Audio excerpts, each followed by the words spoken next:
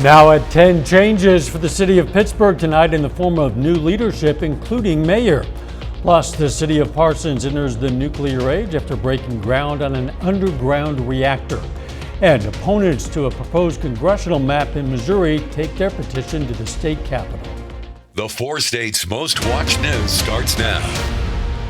Pittsburgh gets new leadership tonight as commissioners swear in and select a mayor who will guide the city's future. This is KOAM News. I'm Dow Quick. Tonight was the reorganization of the Board of Commissioners with 2 re-elected and 1 newly elected commissioner, as well as a new mayor, Chuck Munsell, taking the seat. One of their first orders of business was a vote on the approval to accept the grant agreement for the Emergency Solutions Grant of almost $100,000 to support homeless services in the community. The money will help those that are experiencing homelessness with some rental assistance, application fees, utility fees. It'll also help those that are maybe facing eviction. We would be able to help with some past due rent along with some rent moving forward, along with some utility assistance as well. Commissioners approved the grant agreement, which allows the Kansas Housing Resources Corporation to release those funds toward homeless services in Pittsburgh. The business, the Jolly Fox, is no more as it closed back in June, but the building is currently under contract to be sold to the local restaurant Guadalajara. It also still has a balance that needs to be paid to the city of Pittsburgh. Tonight, commissioners approved a new payment agreement. Councilmember Cheryl Brooks brought up many missed payments during COVID, and others also shared concerns that it was taxpayer-loaned money and needed to be paid back. The original loan was $200,000. Fast forward nearly 6 years, balance is now around $168,000. Tonight, commissioners approved the new payment agreement. Continue to repay on that loan, and even with the sale of the property here, they will continue to pay that until that loan is fully paid back with interest, so the city actually makes money on the loan. Jolly Fox's loan is part of an incentive program the city offers businesses. It allows for new projects and is supported by a local sales tax. A new energy project in Parsons, Kansas is drawing wide attention, not just for its size, but for how it's being built. KOAM's Blake Gully has more details on the technology behind Deep Fission's pilot reactor and what comes next. This project introduces a completely new way of building nuclear reactors, and the groundbreaking gave us our first look at what that process could involve. Instead of putting the reactor above ground where there is possible could get into the environment, it could impact people, you put it a mile underground where you're surrounded by billions of tons of rock and a mile of water, a column of water a mile long. We think that this is the safest, the best possible place that you can put a nuclear reactor. The project is part of a new Department of Energy initiative designed to accelerate advanced nuclear technology. The ceremony kicks off a fast construction timeline aiming to complete construction by July 2026, pending federal approval. They see nuclear power as an important national security issue because of AI, and we need to win. We need to be able to have more power in order to power AI, and that's the national security issue. The pilot program is designed in order to get at least 3 reactors up and running. While questions remain about the long-term vision, Parsons Mayor Verlin Bollinger says the project could bring needed investment and workforce opportunities to the community. Good paying jobs is what we need in Parsons. We've got a lot of industry here, but if we could see more industry, it'll bring people to Parsons, because I'm sure the people that they need for this project's probably not in Parsons, because this is brand new. So we've got some housing developments we've been working on, and I think this will be a good fit for that. Deep Fission hopes the groundbreaking marks the start of a long-term energy partnership in southeast Kansas with the potential to reshape both the region's workforce and its role in the nation's power grid. Blake Gully, KOAM News. The technology is still new, and experts say more research is needed before underground reactors become widespread. Pretty nice day out there. Let's check in with meteorologist Austin Stantz for a first look at the weather. Yeah, thanks, Dow. The last 36 hours have changed significantly. I mean, take a look at this. Just, I would say, 24 hours ago, we were seeing temperatures in the 30s. all the way back up to the 50s today. So our high temperature yesterday, 44 degrees at 4 o'clock there. And then you'll notice 57 today. So, I mean, we definitely saw a major change in just 24 hours. Now, our high temperature today, near 60 degrees, 59 out there is what was observed at Joplin Regional Airport. Low this morning was at 36. Average for this time of year is around 30. Our average high is 49. So we were around 10 degrees higher than average today. So it definitely felt that way as well. Temperatures still mild this evening, though. As we take a look at range line in East 7th, 51 degrees. Temperature's going to be dropping slowly tonight. But we have a lot more to talk about as we head throughout the evening, because while we have some warmer temperatures and mild conditions for tonight, there are some changes on the way. I'll have all the details coming up in my full forecast. See you soon. An Altoona, Kansas woman has died of injuries suffered in a crash yesterday. 68-year-old Carol Sharp was driving a pickup on US 400 west of Cherokee when she was hit head-on by a car that had crossed the center line. Sharp has died at the hospital. The Iowa man who was driving the car was taken to the hospital with suspected serious injuries. Some Missouri residents call for a statewide referendum on a proposed congressional map, and they say they now have the numbers to get what they want. Petition organizers say they've turned in about 300,000 signatures to the Secretary of State's office, almost 3 times the number needed to suspend the House district from taking effect until a public vote can be held next year. The petition still must be formally verified by election authorities. The new congressional map could help the Republican Party win and retain seats in the 2026 midterm elections. President Trump spent this evening at a rally in Pennsylvania where he told audience members he's brought costs and inflation down during his second term. But as Erica Brown reports, the president's comments stand in contrast to what many American consumers are feeling at the grocery store and beyond. At a Tuesday night rally in Battleground, Pennsylvania, President Trump made his case to Americans on the economy and affordability. And I have no higher priority than making America affordable again. That's what we're going to do. And also claimed the economy has drastically improved during his second term. You're getting lower prices, bigger paychecks. We're getting inflation. We're crushing it. But the president's remarks stand in contrast with how many Americans are feeling. At a grocery store in Scranton, consumers graded the current economy. I would think a B minus. Oh, I would give it a D. My grocery bill has definitely doubled, if not more. In recent weeks, the president and members of his administration have touted what they say are the White House's economic successes. Grocery prices are down. Energy has come down incredibly. But government data shows the cost of energy is up 2.8% over 12 months. Overall, inflation was falling, but drifted back up after the president imposed sweeping tariffs. CBS News polling shows most Americans disapprove of President Trump's handling of the economy, and Democratic leaders warn some Americans can face more financial challenges with rising health care costs.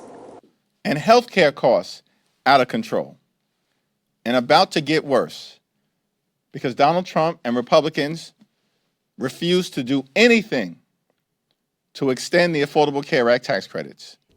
The president says consumers will soon feel some relief with cuts to prescription drug costs and lower prices for vehicles after a rollback of fuel efficiency standards. Erica Brown, CBS News, Washington. You called and you donated. Coming up, the 4-state celebrates the season of giving through the Toy Box Telethon. And the Joplin family talks about how the Toy Box campaign will make their holidays a little brighter. Today, KOIM hosted the second of 3 Toy Box Tuesday telethons. It was an easy opportunity for you to call in to these volunteers there and let us do the shopping for you. Thanks to your generosity, we collected thousands of more dollars today, helping to make Christmas a little brighter for area kids. For the 4th year in a row, volunteers from Miss Daisy's manned the phones. The feeling that we all get and my team gets, like, seeing the toys brought into the store is a big deal. And I mean, who doesn't love going shopping for toys for someone? So, especially kids that need them. Now, you can still make a donation by visiting our website, KOAMnewsnow.com/toybox, or call in next Tuesday during our noon, 5, and 6 o'clock newscast for our final Toy Box Telethon. Kimberly Burnett of Joplin wasn't sure she could give her family the Christmas they wanted after her 2 youngest children needed an extended stay in the NICU. She and her husband have been in and out of work while they tend to them, putting financial stress on the family. Well, thanks to KOAM's Toy Box campaign, each child will receive a gift. 8-year-old, she's really into science, so we have tried getting her some science kits. And then my 2-year-old, she plays mama with her babies, so anything babies, baby accessories, anything like that. And then him, we got a couple of sensory toy playing mats and sensory toys. Kimberly encourages everyone to donate to the Toy Box campaign. If you're looking for Christmas parades in the area, but you don't know where to turn, we've got you covered. KOAM has a list of Christmas parades from all over the 4 states, including tomorrow night in Erie and Chautauqua. To see our full list, just scan this QR code and head over to our website. Again, that's KOAMnewsnow.com. A little later, visitors to Arkansas will soon have a fresh destination, a new state park. A breezy and mild evening is what you can expect for tonight. Coming up, we'll talk about how long these comfortable conditions will last in your neighborhood. Well, today was a gorgeous afternoon, and even into the evening now, things are still shaping up to be fairly mild tonight. There are some minor changes happening in the forecast. As we take a look right now, we're starting to see that cold front begin to move in, and it's bringing some cloud cover into the region, so we will see that tonight. But as that cold front pushes in, here's the good news, is that we still have that ridge off to the west here. So even while it's going to be slightly cooler, we're not expecting dramatic changes. Take a look at this.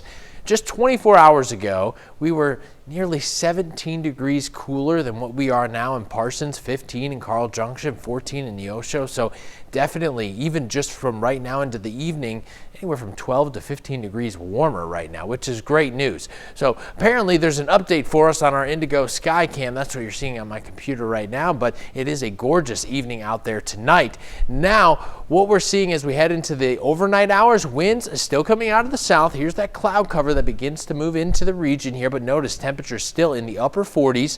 Now, there might be just enough moisture within this cloud cover to give you a brief sprinkle off to the north and northeast. So Nevada, Stockton, Lamar, possibly a sprinkle. Not rainfall, just really brief sprinkle tonight, north and northeast. Now, 42 degrees overnight tonight, mostly cloudy skies is what we'll see as we head into the overnight hours. Gusty winds to continue. Let's talk about that a little bit.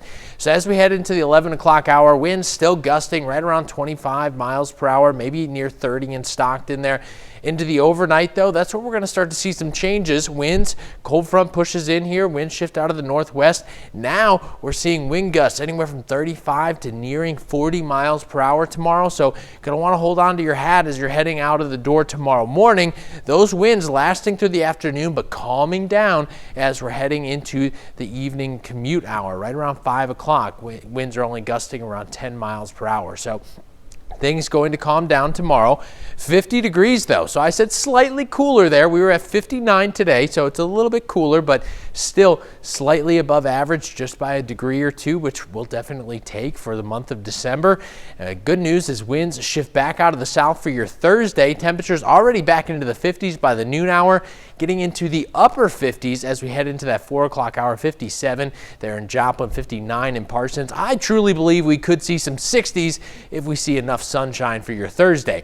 Now here we go. We have our ridge off to our west here, and then off to the northeast we have a trough here. That's pretty normal to see. Now what this ridge is doing is kind of deflecting that jet stream back off to the north, which is not allowing this trough or that colder air to dig deeper into our region. So we're still getting some of that warm air, which is great news for us. Now, when could we see that warm air jump out of the area? Well, as we head into Saturday night, a cold front pushes through, maybe even just a brief brief shower in our far southern communities.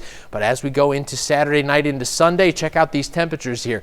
19 degrees by 6 a.m. in Joplin. That's going to be a cool start to your weekend. So the weekend's looking a bit cooler, but temperatures recover well, Dow. I'm telling you, we just got to get through Saturday, Sunday. Back by Monday, we're back to 45 degrees, and then we're into the 50s by next week. Our next chance for some showers, though, is going to be on Tuesday, but then take a look at Wednesday. 61? Wow. Take it. Is it November still? I think it feels we had like, Thanksgiving, it feels like right? October, actually. Getting into the 60s, that's amazing for mid-December. It will be. Thanks, Austin. Arkansas Governor Sarah Huckabee Sanders and the State Parks Department have begun the process to make Blanchard Springs Caverns the state's 53rd state park. The designation aims to protect the natural and cultural legacy of the caverns while boosting tourism, creating jobs, and expanding outdoor recreation in the Ozarks. Sanders says Blanchard Springs State Park will strengthen regional economies in the north and central part of the state and preserve one of Arkansas's most unique natural treasures. Still ahead, the Chiefs, they lost on Sunday night, but one young player stepped up when needed most. That story is next. And highlights from a cross-state basketball doubleheader between Pittsburgh and Webb City. Sports Director Ryan Blank has those stories and more still ahead in sports. The high school basketball season is in full swing, and on Tuesday, we had a cross-state battle between the Purple Dragons of Pittsburgh and the Webb City Cardinals. Cardinals and Dragons girls squads facing off in the opener. First quarter, Whitley Keith in transition for Webb City, looking down the court, finding Abby Sargent, who scores the easy layup. Later in the quarter, Sargent would repay the favor, getting the rebound off her own miss and connecting with Keith, who shot fake sidesteps for the open three. Bang, a 20-3 Cardinals run to end the first, but here comes Pittsburgh. Adelie Gober will poke this one free. Sophia Herdich gets the steal and takes it the other way for a fast break lay-in, but Webb City picks up the road win 71-35, the final. Cardinals boys squad looking to make it a sweep of Pittsburgh. Early first quarter, Dragons force a turnover. Danny Durden with the steal, getting it up to Kaden Navaratnam, who gets to the rim, count the bucket, and a foul. Pitt leads early, but the Cardinals would find their rhythm. Trey Turner breaks free from a trap, driving to the lane, kicking it to Jackson Adams in the corner, who buries the three, forcing a Dragons timeout. Later in the first, it's Hudson Matheson going to work for Webb. Stop and pop from the elbow, nothing but net to extend the lead. Cardinals sweep Pittsburgh, winning 67-44.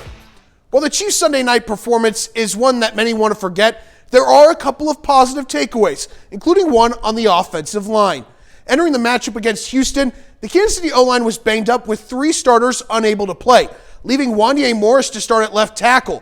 But he got hurt on the first play of the game.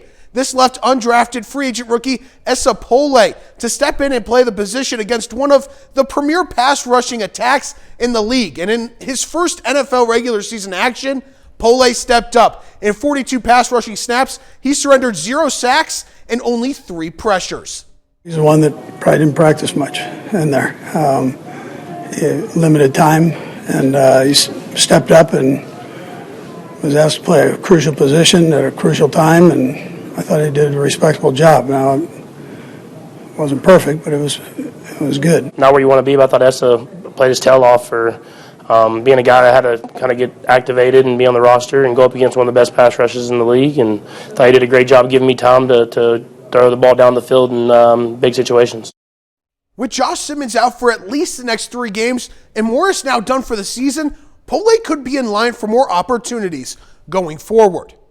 The Pitt State men's basketball team is on a roll with 3 consecutive wins, and after defeating Central Oklahoma and Rogers State to open conference play last week, one Gorilla earned weekly honors. Freshman guard Landon Short has received the MIAA Player of the Week award following a pair of career games. Short posted career best scoring outputs, dropping 22 points against the Broncos and 25 against the Hillcats. He finished the week averaging 23.5 points per game, shooting 16 of 31 from the floor, including 11 for 22 from three-point range. But Landon Short isn't the only one to receive recognition, as Labette County football head coach Bradley Argerbright has been named the Sports in Kansas Class 4A Coach of the Year. And this honor is well-deserved. In his first year as Grizzlies head coach, Argerbright led Labette County to their first best record in over 20 years, finishing 9-3. and to the program's first ever state semifinals appearance.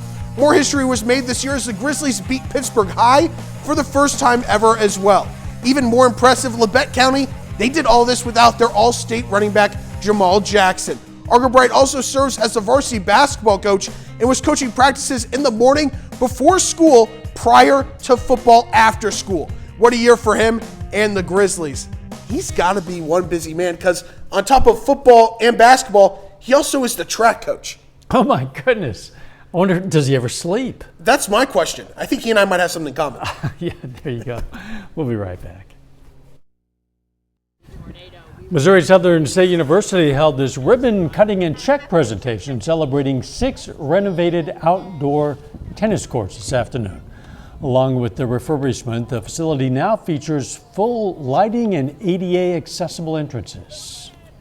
In the kinesiology department, it really provides them with an immersive learning opportunities so they can take the content that they're learning in the classroom out to teach progressions to an elementary school student on how to play tennis. The $55,000 project was funded by the U.S. Tennis Association. And actually, considering it is December, it was not a bad day to get out and play a little tennis, I guess. Yeah, you could get out there and do anything today as long as you were outside. Gorgeous temperatures out there. Tomorrow continues, but you're going to have to hold on to your hat. 50 degrees, winds gusting upwards of 40 miles per hour, but those calm down into Thursday, nearing 60 degrees.